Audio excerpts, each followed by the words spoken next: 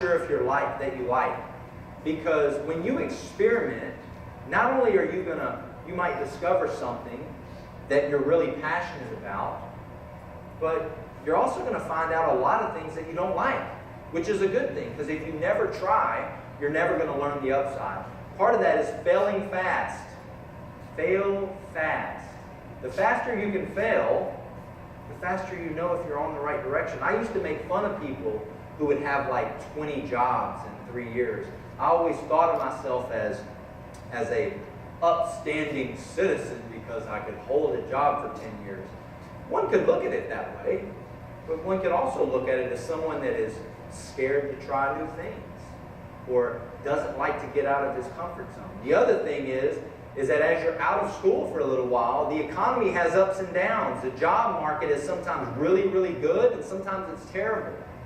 And so if you're a person that has a lot of experience in a lot of different industries, not only can you bring that experience into whatever career path that you are, but when things get tight and people start getting laid off, you might have a better chance of not getting laid off because you can do a lot more things than the average specialist. So try new things, fail fast, get as much experience as you can.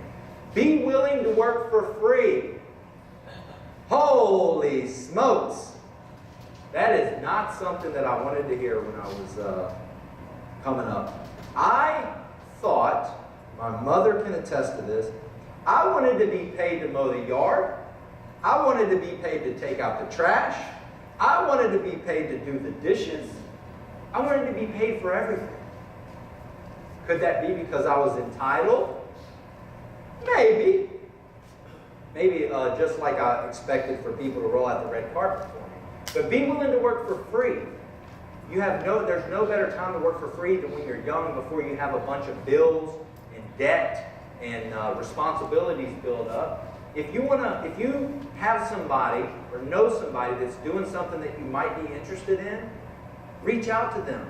Ask them, what can I do for you? Can I come work for you for free? I'll do anything. Whether that's doing internships while you're in college or when you graduate college, being a roommate with 8 other people in a house, or living with your parents and working a part-time job just so you can go do things for free. Get the experience, because the closer you can get to the sun, the better. The more people that you can get around that are extremely successful or doing something that you're really interested in, the better.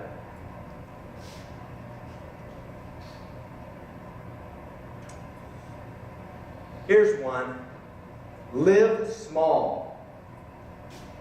Live small as long as you can. Now that sounds a little bit odd, especially if you ask my wife, who loves to think big.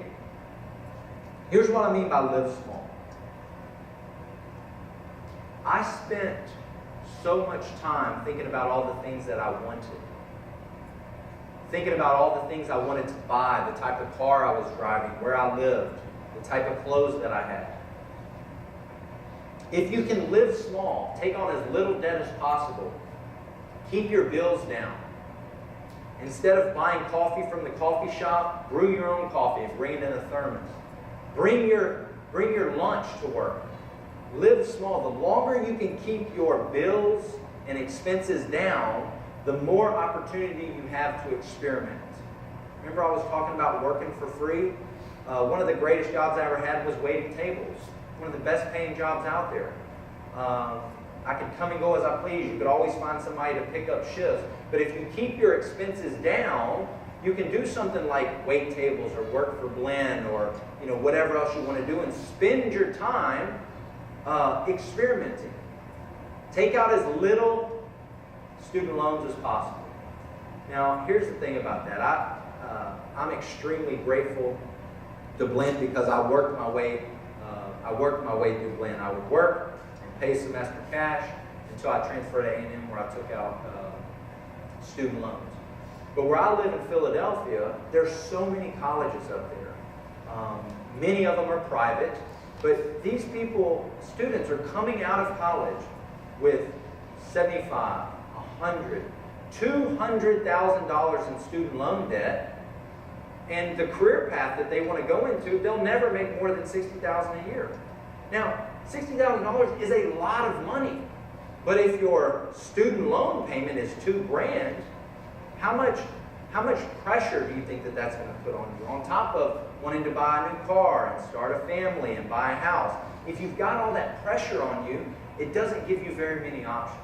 So if you're lucky enough to have someone else pay for your college, or spend your time getting scholarships, any way that you can possibly pay for your college and not take out student loan debt is probably some of the best advice that someone has given me. To give you an example, when my wife and I graduated college, we said, hey, instead of us going and buying new cars and getting a nice house, let's live on the same budget we lived while we were in college.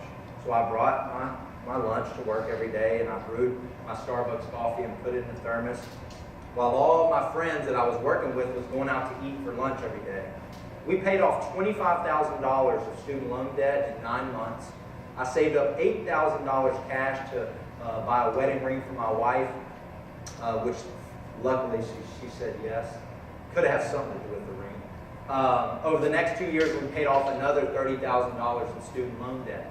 So we were lucky enough to get out from under that debt very early, but I run into so many people that they say, I wish I could do that, but my loan payment's $1,500. People are even, before you even get married, the question is, how much debt do you have before I say yes? So do as much as you can to live small and take out as little loans as possible.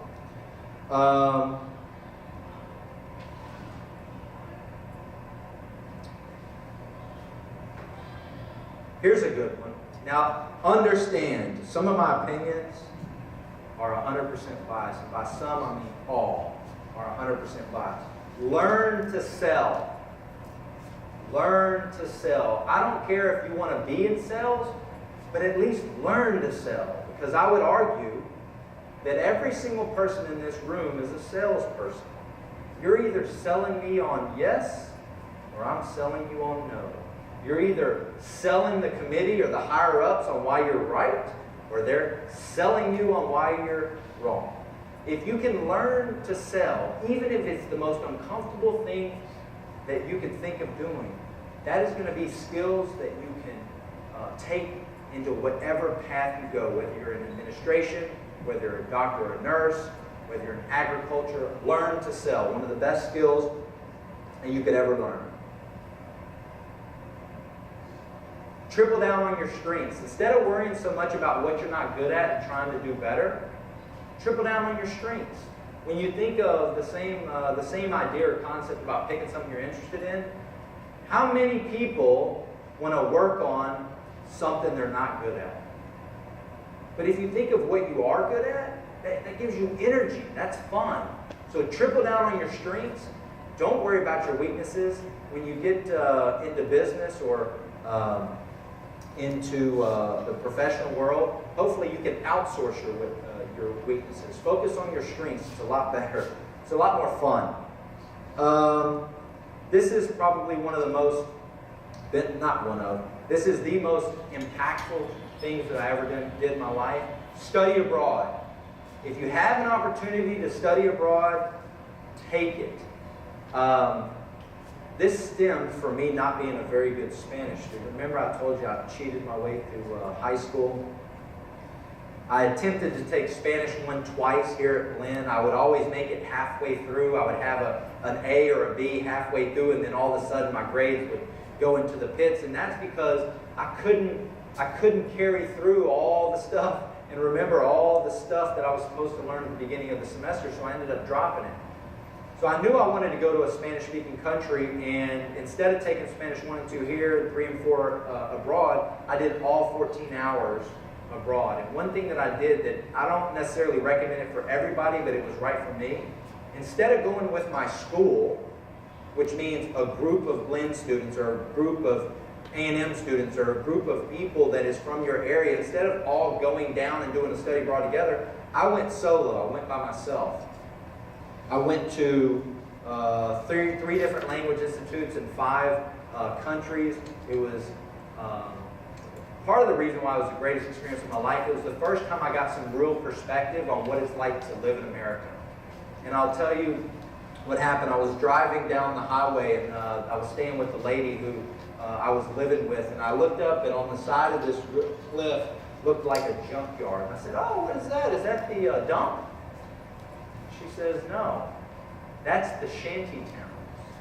Now understand, we're in Santiago, Chile, the capital, the nation's capital, in technically I guess it would be considered a first world country. I mean, there was skyscrapers everywhere. For all intent and purposes, it looked like you're in Europe. But yet, if you don't have enough money, this is her words.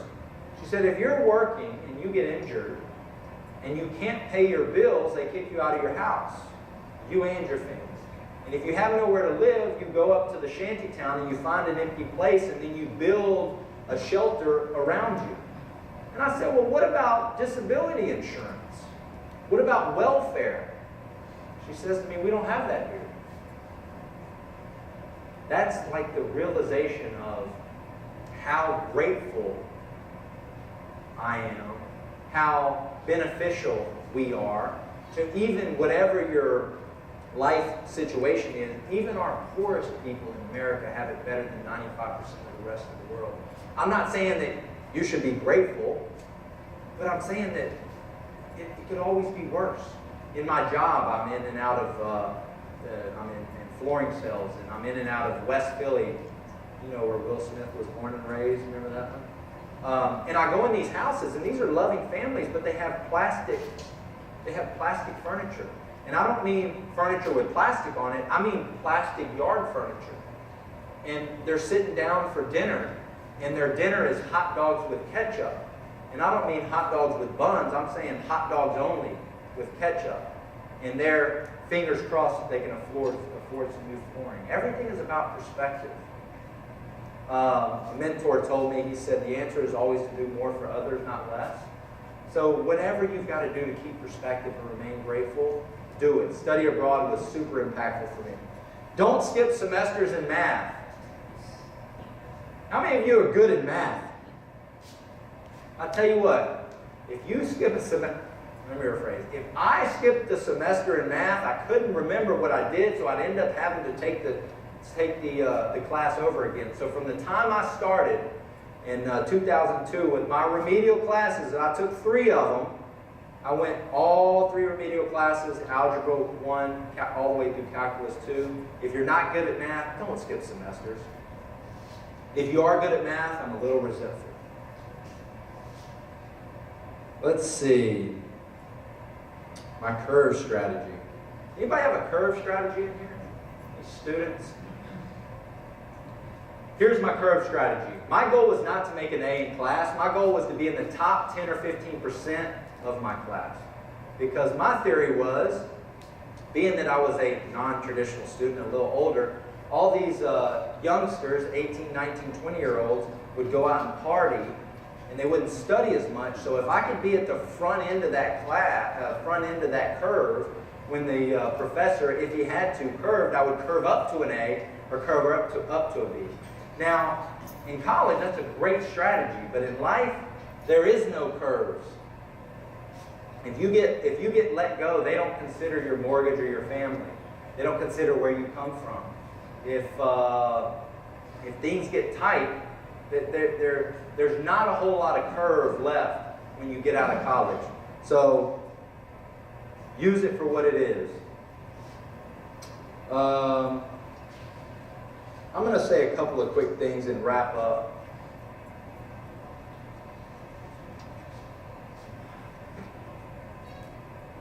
So, you hear me talk about perspective. You hear me talk about figure out what's important to you.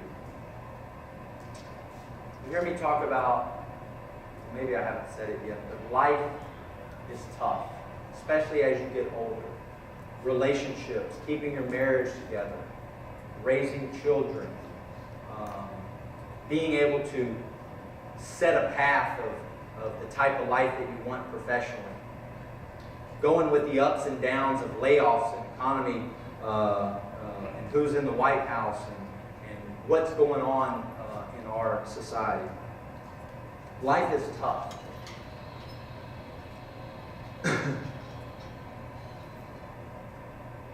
But here's some of the best advice I ever got. There's a gentleman by the name of Trevor Moab. He works with a lot of professional athletes, and he says instead of worrying so much about being positive, focus on less negative. So instead of having big, huge, audacious goals, or having the law of attraction, if any of you have ever seen The Secret, it's about attracting what it is that you want. Instead of focusing so much on positivity, if you just focus on getting rid of the negative, watch less of the news, don't look at so much negative stuff on social media. Focus on things that are more neutral. It's not necessarily good or bad, it's what you bring into your life. Focus less on positivity and more on what's... Did I say that right? That's not right. Focus less on the negative, because it takes a lot of the pressure off and helps keep your perspective.